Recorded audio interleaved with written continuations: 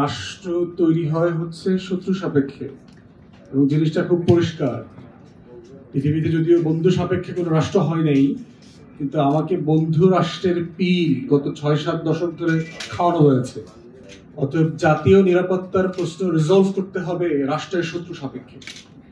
বাংলাদেশ রাষ্ট্রে শহীদ প্রেসিডেন্ট জিয়াউর রহমান ছাড়া স্যাডলি গত ৫.৫ দশকে এই কোয়েশ্চেনটা কেউ রেইজও করেন নাই, ডিলও করেন নাই। আমাদের রাজনৈতিক দল নেতারা ইনায়ে বিনায়ে এত কিছু বলে, কিন্তু ইন্ডিয়া কোয়েশ্চেনটা তারা ডিল করে না, তারা কথা বলে না। অ্যাজ ইফ আমরা একটা কোয়াসি কলোনি মধ্যে এখনো বাস করছি। ব্রিটিশরা সাফিসিয়েন্টলি আমাদেরকে ফ্রি করে দিয়ে যায় নাই। অতএব বাংলাদেশ রাষ্ট্রের sovereignty, national security question resolve করতে হবে on the question of India. আমার ইন্ডিয়া কোয়েশ্চেন রিজলভ হওয়ার মধ্য দিয়ে হচ্ছে আমার গত 53 বছরের স্বাধীনতার সার্বভৌমত্ব লঙ্ঘনের ঘটনাগুলো যে বারবার ঘটেছে, কার দ্বারা ঘটেছে, কিভাবে ঘটেছে, সেটার মধ্য দিয়ে সেটা সমাধান হতে হবে। এর মানে কি আমি ভারতের সাথে যুদ্ধ করবো? অবশ্যই করবো না। কিন্তু ওই যে কায়সার ভাই কারেক্টলি বলেছে, শত্রু আইডেন্টিফাই করতে হবে, শত্রুকে ফাইট করবার every preparation has to be on the table, at our disposal. কিন্তু আমি যুদ্ধ করবো না। এবং পৃথিবীর হিস্ট্রি রিপিটেডলি হ্যাভ প্রুভেন যে আমার preparation with the context of enemies were so good, সেই নেশনগুলোকে কোনোদিন যুদ্ধ করতে হয়নি। আমেরিকা তো নর্থ কোরিয়াকে অ্যাটাক করে না, কেন? সাহস পায় না। খালি খায়া দিব, মাইরা দিব, মুখ দিয়া কয়, পাশ দিয়া কয়, ওইখানে ঢিলা মারে, ওইখানে উকি মারে, কিন্তু যুদ্ধ কিন্তু করে না নর্থ কোরিয়াকে। ইরানকে মেরে দিচ্ছে কেন? কারণ জানে যে ইরান এখনো নিউক্লিয়ার বোম তৈরি করতে পারে নাই। এই প্রশ্ন হচ্ছে আমার ভারত কোয়েশ্চেন রিজলভ করতে হবে পলিটিক্যালি উইথ কনসেনসাস।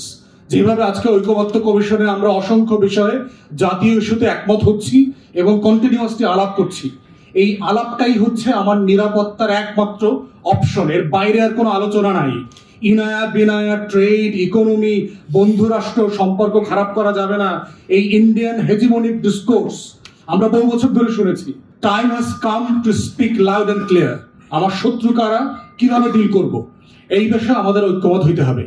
শত্রু সাপেক্ষে যখন আমার কনভারসেশন ক্লিয়ার হয়ে যাবে, তখন only then the institutions of the state, every each of them would come together to make a decision.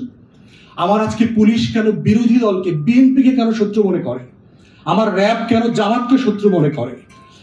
আমার আর্ম ফোর্সেস, ডিজিএফআই, এনএসআই কেন হেফাজতকে শত্রু মনে করে? ওয়াই?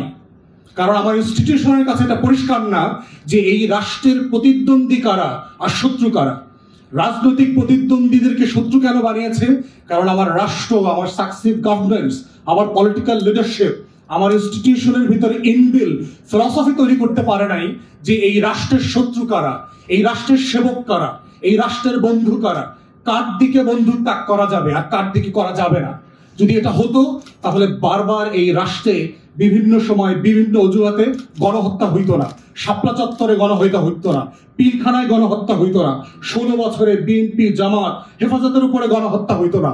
এবং কিভাবে কোন ভাষায় গণহত্যা করেছে, as if we are aliens in the same sovereign nation that our forefathers had fought for. এই দেশের ভিতরে এটা হয়েছে। এটা শুধুমাত্র সম্ভব হয়েছে কেন? কারণ আমার বন্ধু শত্রুর আলোচনাটা এই রাষ্ট্রের পলিটিক্যাল গভর্নমেন্ট গুলো পরিষ্কার করতে পারে নাই, ইনস্টিটিউশন গুলো পরিষ্কার করতে পারে নাই। অতএব সেই জায়গায় শত্রু আইডেন্টিফাই করা এবং তার সাপেক্ষে আমার প্রস্তুতি, পরিষ্কার বক্তব্য, এটাই হচ্ছে জাতীয় ঐক্যের একমাত্র মানদণ্ড। ধন্যবাদ।